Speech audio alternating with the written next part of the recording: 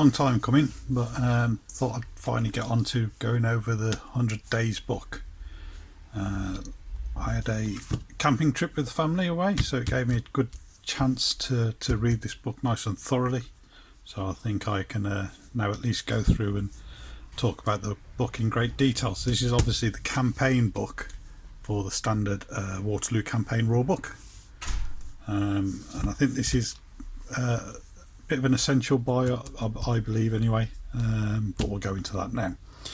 So the book's just a little over 200 pages long, 208 according to the contents, and we can see that pretty much all down this side, get the focus back on the camera, all down this side of the page is completely scenario based, so historical scenarios. All these are the historical scenarios, mostly the Battle of Waterloo, to be honest, and the leading up to the Battle of the Waterloo, and then a couple of what if scenarios. So we'll go through that first, and then from the second half of the book onwards is more about playing campaigns and army lists. So first part of the book, the scenarios. What I would say, for me, not really having a great deal of knowledge on Napoleonic warfare and those times, this section was really good. The kind of the detail that goes into, talks about all the scenario of whatever action happened at the time, so it reads through briefly what went on, and the background, who was involved, is really good, and then it goes on to how to turn that into a game as well, so the deployment style, the setting up of the map, any special rules involved, so night fighting for example on this one, what the objectives were, and then the forces involved. So I found this part of the book was excellent, to be frank. I mean, there was so much information in there, and it was so detailed as well, some of the stories, and going into depth of what people got up to, you know, actually down to named people. I have no idea of the accuracy of this, whether it's a bit of a interpretation or it's well-known facts, or it's been, you know, surmised from accounts from other people. I don't know, but to read it, it felt, you know, it seemed really good, very detailed, amazing what went on in reality. It sounded so brutal, such a crazy time of you know, to live through and fight battles in. So yeah, it was absolutely really top quality. Can't wait to try some of these scenarios out. There's some really interesting things, and because they're based on what went on, you don't follow the normal army lists. So for example, you could get some missions where it's really heavily cavalry and hardly any infantry at all, which technically you can't produce those type of units from when using just a pickup game scenario. So yeah, it's really good. I really recommend it. The detail of the deployment area, the maps, is really good, so you can understand exactly what you're aiming for, and yeah, that's all highly recommended. And so for that part of the 100 Days book, I think it was worth for that section alone, because I've learnt so much just reading all the text and history about it all. It was just, you know, really enjoyed the book. And then we've got the second half of the book. So this is from page 122 onwards, and we go I'll go back to the contents section. So we go through some additional rules for pickup games, go through a couple of, well, it says new units, but it's just how to field some components that are already on models, but to use grenadiers and voltigeurs and engineers of the guard. So those models existed, but now they're going to get some specific rules. We expands on the named commanders. So we've got, for example, Picton here is here finally, so he's my favourite. Earl of Uxbridge, and one's for French and Prussians as well, so it's really good for me, well, for all of us that we've got these. What it also goes on to, which I'll show you, is pointing some of these commanders, although it doesn't, for some of them you need to work it out a little bit, so, but we'll get to that. So what have we got? Pickup games. So here we have rules for generating terrain and the battlefield, which is great. Victory conditions, so capture the prize, control the field, things like that.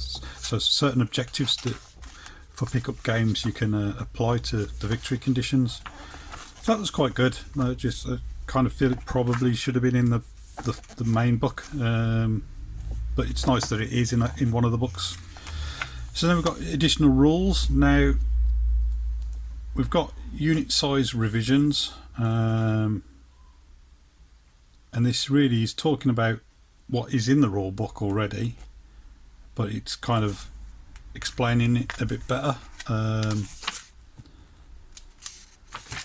So again, I kind of feel this should have been in the main book, and maybe it was missed. And it is in the book to some degree, but you have to really delve into the text and the detail to find all the the information out. So here, at least in this section of unit size revisions, we can see the effects of increasing or decreasing unit sizes.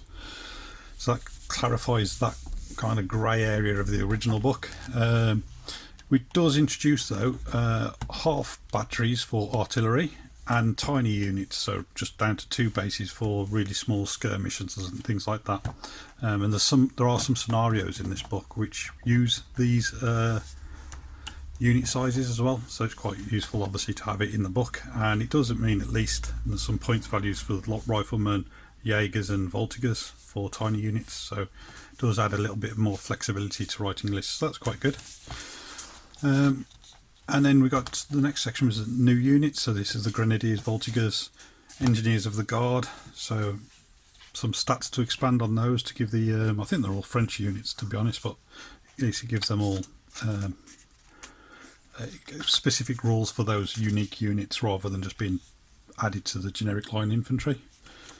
And then we go on to commanders. So they've expanded on the commanders. You get a few in the main book, but you can buy commanders as resin packs. So this expands on the other commanders that are involved in those special character packs. So we can see Picton and Uxbridge and others are all in here with their special rules. It doesn't have their points in this section, which is a shame. It would have been nice to just have a point value next to the names. It would have been far easier, but it's not here. They do have a points value, but we'll get onto that in a moment. So we've got extra commanders all added for everyone. So Gneisenau, Bülow, Von Perch and others.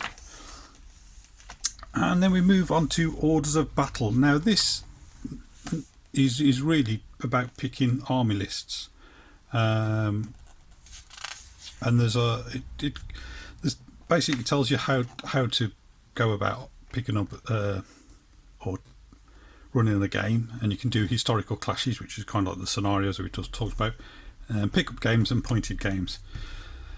More than I do want to do some historical clashes, but I think at first I'll probably just do pickup games and pointed games just to learn the ropes, as we say. And this kind of goes now into more depth about following those options.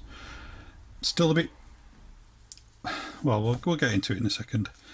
So it's got some examples of how to choose a list, and here we can see, for example, so William Prince of Orange, it does actually give his points value for this commander, so 35 points. Gives you a brief rating of his staff rating, so 8 staff rating plus 2 is his attacks, I believe, and then some traits, so headstrong, and it tells you there he adds 2 into attacks in close combat, which is involved in, and he's headstrong, and so on and so forth. And this is part of a choosing a kind of a preset army list as such, so it'll give you a total points value for the whole army, and then it'll break down the individual points for each section. So there we can see it was a 2,565 points core army. Prince William of Orange, or Prince of Orange, was 35 points, and then we can see the brigades are 165 points, and then it goes into what brigade commanders and unit sizes and things like that for each. So it's quite good in a way.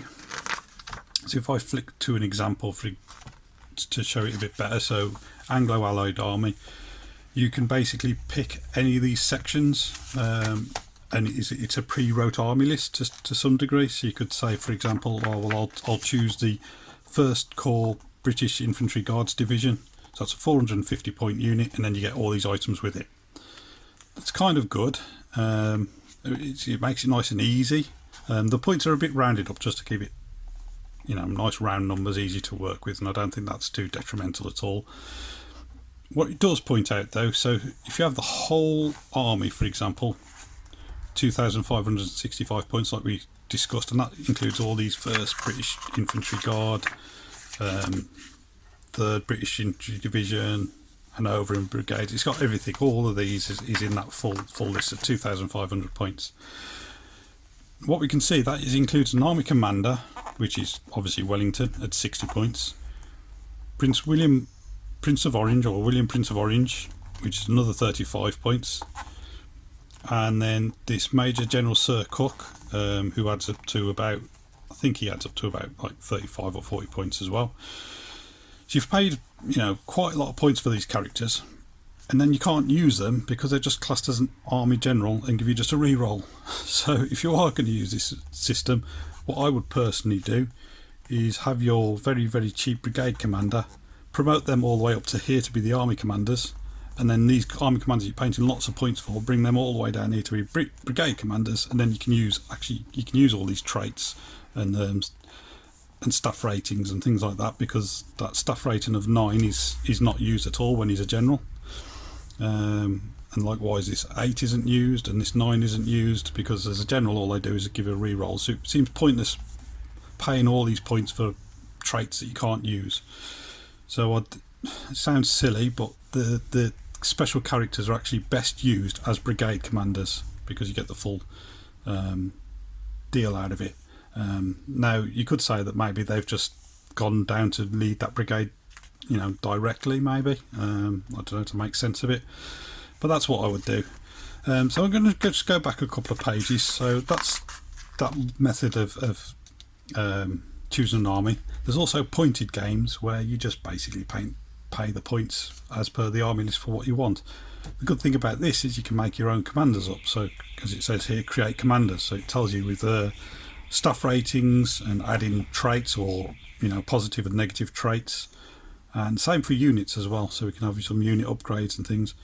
That's really good to make it a bit more of maybe it's a different part of the battle or the Peninsular Campaign or something like that. You can make your own little core up and your own characters and follow the process of how they get on. So that's really nice. I do quite like that.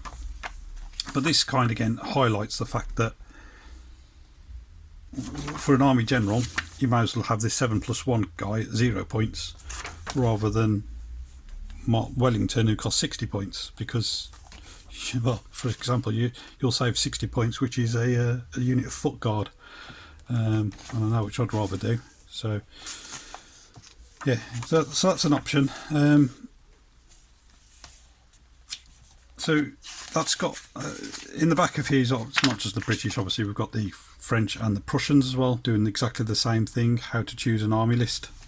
What we've also got, which is here, is, as you can see, we've got an army commander, a corps commander and a division commander.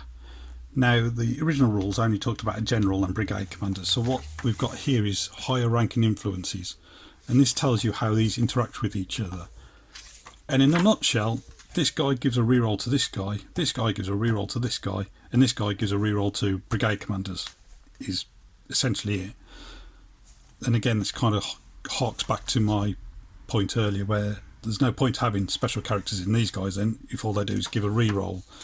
So obviously for skirmishes and the historical clashes you might want to do this to keep it, give that, the feeling right for that game. But if you're going to do pointed games, then obviously in reality you're going to have Wellington leading the infantry division and so on and so forth. Otherwise you're wasting your points, quite frankly. But overall it's pretty good. I mean, I've just been very, very negative there, but I really like that for example, you can say, well, I'll take some horse artillery, and there it is, 175 points, and it's all laid out for you, nice and easy. Just choose that section, and that's, and then I'll choose also, and I'll add in some, I don't know, 8th British Brigade, and that's 205 points, and it's all wrote out, and the commander's there with some values, So it makes creating an army very, very, very quick. Just choose 1,000-point limit and then just go through and pick out the brigades or divisions that add up to 1,000 points, and that's it, done. No kind of building a unit up or a division up, adding a battalion at a time. So that's quite good for building an army fast. I do really like that method. I do like the option is there. However, I do kind of, I guess from other wargaming history or personal history, I do quite enjoy making my own divisions and adding what units I want to add, generally because I try to add the ones I've got painted, whereas this will force me to add units I possibly haven't got painted. But I do like that there is an option. End of the day, there's 3 ways of playing it, and they've given you the rules for all 3, so you can choose the one that suits you, which is, you know, all you can ask for in reality. And I think overall that's pretty much everything in here. So we've got all these, like I say, all these options and units. From what I can tell, these are basically the historic build-up of the sorry, I'll get the words out in a second. Historical structure of the armies that were at Waterloo. As far as I know, it looks like that anyway. How accurate it is, I don't know, but it feels pretty accurate to me reading it. So it's pretty good. So Russians and Prussians, all the items are there, and yeah, I do feel that it kind of takes where this left off and just adds a bit of clarity into some areas. Like I say, I think it could have gone a bit further by fixing the commanders and how named commanders work. Having the points next to the commanders would have been useful, because you will find that sometimes that you think, well, how much is, for example, Picton, and then you try and find Picton. You got to keep going through all the way through here, and what you'll find is, this isn't Picton himself, but you'll find his points will be hidden in this overall division cost. So then you have to end up taking off the cost of the brigades and so on and so forth to end up finding out what the points cost of that commander was. So that's a bit of a shame that it wasn't included. The points value wasn't included next to the actual characters as well. It would have just made it life a little bit easier for pointed games when you're building them up yourself. I can't find where Picton is now. He's hidden away somewhere. Yeah, there he is, Picton. So there he is, 600 points. So he's hidden away in here, but for 600 points, I'm now to find his points value, because it's not giving a points value next to him. We've got to take off this 60 points, this 205 points, this 185 points, this 122 points to find out Picton's cost. So, like I say, a bit of a shame that it was done that way, but you know, you can still work it out with using a bit of mathematics. So overall, like I say, I mean, the first section I'd give like a 10 out of 10 for the scenarios and the detail. I think that's excellent. And then the next section maybe like an 8 out of 10, just a little couple of things that would have made it better. And I think the commanders, just fixing those, I guess it's probably tricky because it's using a rule set that was already wrote, so they're trying to force it into this kind of epic scale. One thing I think I'm going to do, rather than downgrading, say, name commander just to a brigade commander to get the use out of him, I'm kind of contemplating having him as a general, but maybe he can apply his rules to any brigade he wants at any time, but essentially taking over that brigade, whether it's treated as maybe sending his aide-de-camps to personally give orders to that particular brigade, so he can take over a brigade once per turn, essentially replacing whatever brigade commander is if he's in range as well. I'm kind of contemplating maybe going that way. That way he still feels like a general, but he's getting into the nitty-gritty with a particular brigade at a time, focusing on a brigade, and then you get to benefit from his abilities. I think it feels a bit more right in the way the game should play, maybe. So, but I'll have some practices, I guess, and give it a try. So there we are. That is the 100 Days book. Still think it's worthwhile. Very, very good book. Really enjoyed reading it. So much information in it. I mean, it must have took ages for them to compile everything. I must say it was really good. The depth of the background and the narrative of each scene and scenario from the battles. Really good. Highly recommended.